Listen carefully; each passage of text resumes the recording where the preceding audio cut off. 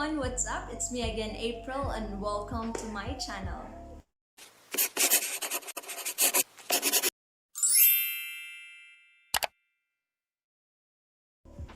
Guys, this video is our very first favorite for the year 2021, and you are watching my January favorites.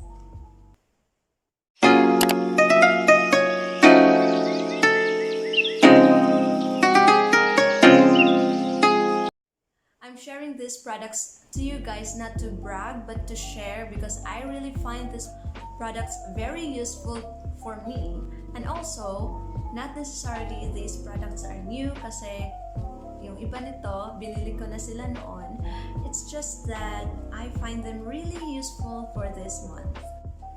But before I head on to my favorites, please don't forget to subscribe to my channel and also click that notification bell so that I can keep you updated whenever I upload a new video. And of course, guys, let's not forget the lippy of the day. By the way, I'm using the Maybelline New York Sensational Liquid Matte. Pero hindi siya masyadong matte, as in magaan siya sa lips and I really like it. So enough with the lippies and let's head right on to the video.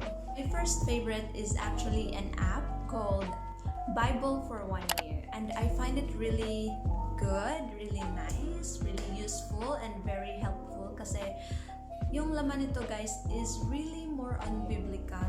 Hindi siya parang opinions lang ng mga author or ganyan, but it's really from the Bible. And also it has a commentary or Bible commentary which gives us, further information about the text that we are reading. And this app gives me more motivation to read every day, and kahit nasaan ako, kahit kapag meron akong break sa work or kapag meron akong free time, pwede ko lang siyang basahin kapag hindi ko siya matapos basahin pag gabi or umaga. Kasi pwede mo siyang dalhin kahit saan kasi nandyan lang siya sa phone mo. Okay, so I think I will further explain about this Bible kasi this month ko lang siya na-discover about this app. Okay, so let's head right to our second favorite. My second favorite, guys, is actually this planner. It's so beautiful. Like, it's perfect. I mean, ayan, tingnan nyo naman guys, there's a lot of things that I love about it, but starting first from the facade, look at it. And of course, I love the glittery plastic cover. Ayan, kung nakikita nyo, ayan, plastic cover lang siya. And the color, because it's so me, it's pink, gradient, and the blending of two different colors is just so perfect. And meron lang nakasulat na 365 diary. Ayan. And when you open it up, meron lang nakasuklit dito. Ayan, scheduler 365. Ang maganda nito guys is wala siyang specific na year or month. So kahit late ka na nag-start ng iyong planner, then you can start here. Kung ano yung date na gusto mo or kung ano yung month, kung kailan ka nag-start. And wala rin siyang year. Kung hindi mo siya matapos sa taong ito, then you can continue it for the year 2022. And also, dito pwede mo ilagay yung mga lahat ng mga reflections, mga natutunan mo sa araw na yan, and lahat kung anong gusto mong isulat.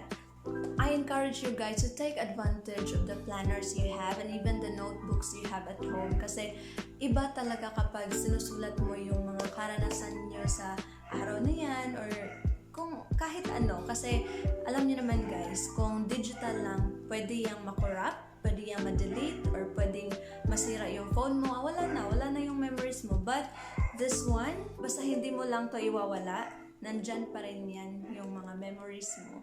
So, mas maganda talaga yung may planner ka. For the third favorite guys, dito naman tayo sa I don't know kung ano bang tawag nito.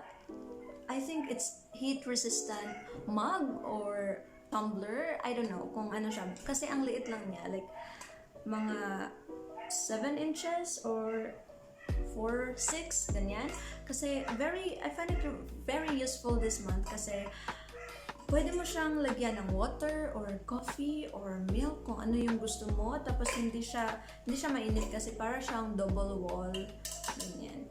And by the way, meron siyang pang sip dito. Pero nalaglag ko siya kaya ayan. Nasira yung hawakan niya para easy mo lang siyang Alright, now next is ito. This is a gift from a friend. And I really like it so much kasi perfect siya. The size is just very perfect. Like, pwede mo siyang dalhin kahit ito lang kung papunta ka ng grocery. So, ganyan lang. Ito lang yung dalhin mo. Or pwede mo siyang ilagay sa kahit may maliit kang bag, kung maliit yung bag mo. Kasi yung gamit kong bag ngayon is mga maliliit siya. So, perfect lang talaga to. And it's a trifold wallet. Short wallet. Meron lang picture ko dyan, 2x2, and also my IDs, government IDs, mga tita, Watsons, ano pa ba, yung mga iba pang mga cards na ganyan. And pero wala siyang coin purse, but it's okay kasi wag mo lang siyang lagyan ng coins. Yan lang, mga bills.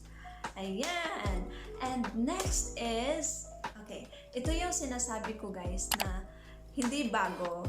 Hindi siya bago sa akin kasi I think last year pa to, and bigay to sa akin ni Jo, and I find this really, really, really useful kasi imagine, ganyan lang siya. This is a Redmi earbuds, and ayan, kung mag-workout ako, ganyan lang kasi para hindi masyadong maingay kung magpa-music ako or manonood ako ng video habang nag-workout kasi kapag umaga, late na nagigising yung mga roommates ko, so mag-earbuds na lang.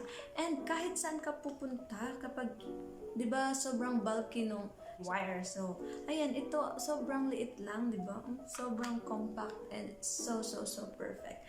And by the way, it also has a noise cancellation. So, it's really good. It's really good. And so, this is one of my favorites. Dito naman tayo sa hygienes. Ito guys, I don't know kung nasali ko na siya sa favorites ko noon, but it's still my favorite guys. This one is the Feminine Mist. This is a must sa'yo na nanonood nito. Okay, alam na natin yan, girls. Diba? So, ayan. Ito is for hygienic purposes pa rin, and this is really a must especially for this pandemic time. And this year or this month, this is my favorite mask from Forme, still from Forme, and it's really good. Like, the size is just so perfect for my face kasi hindi masyadong malaki. Yan lang, try natin. And the color is so perfect. Yan, o, diba? Lakas maka-artista, charot. Hindi masakit sa tenga itong string niya. And it's garterized. Ayan. Next is para sa mga kakikayan ko naman guys. And first is itong Intense Cover Concealer from Detail. Detail has been my favorite brand since I started makeup. Sobrang perfect lang talaga ng mga coverage nila, and also their lipsticks, very nice, very pigmented, and basta perfect. I really like Detail. So ayan siya guys, it's a Detail concealer. And it has a high coverage kasi kailangan ko siya kasi meron akong mga dark spots. Ayan, nakikita niyo pa nga. Meron akong mga dark spots na kailangan kong itago. So, ayan. And next is para naman sa ating lips. Alam niyo yan guys. So, kung meron mang hindi mawawala sa aking bag, yan ang mga lip tint or lipstick. Wala nang iba. Ayan.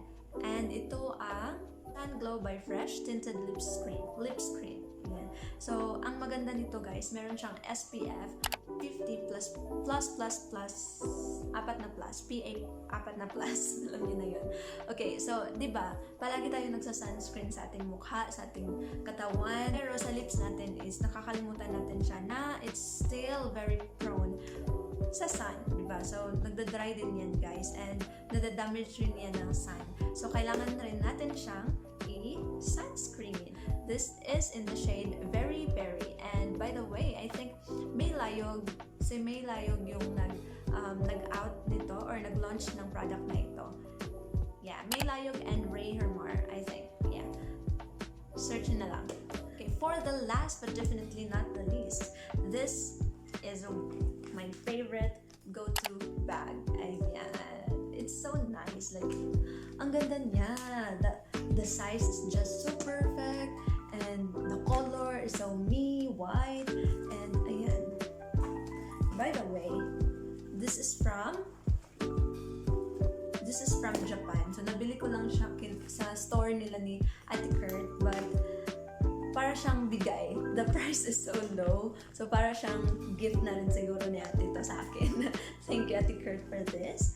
Ayan. So, ito yung bag na palagi kong dinadala kahit saan ako magpunta. Grocery, kahit saan. Kahit nga may, kapag nagpa-process ako ng mga papers or mga, kahit saan.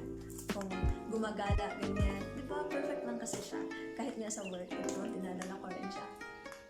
Alright, so I think that is it for this video, guys.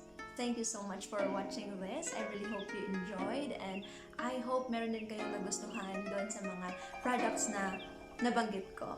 And please don't forget to comment kung ano man yung mga gusto nyong videos na makita, gusto nyong malaman, or yung mga videos na palagi nyong pinapanood sa ibang mga YouTubers. Ayan, so thank you guys for watching. I hope you really like it, and please don't forget to give it a thumbs up if you did, and goodbye for now. See you again next time. Bye!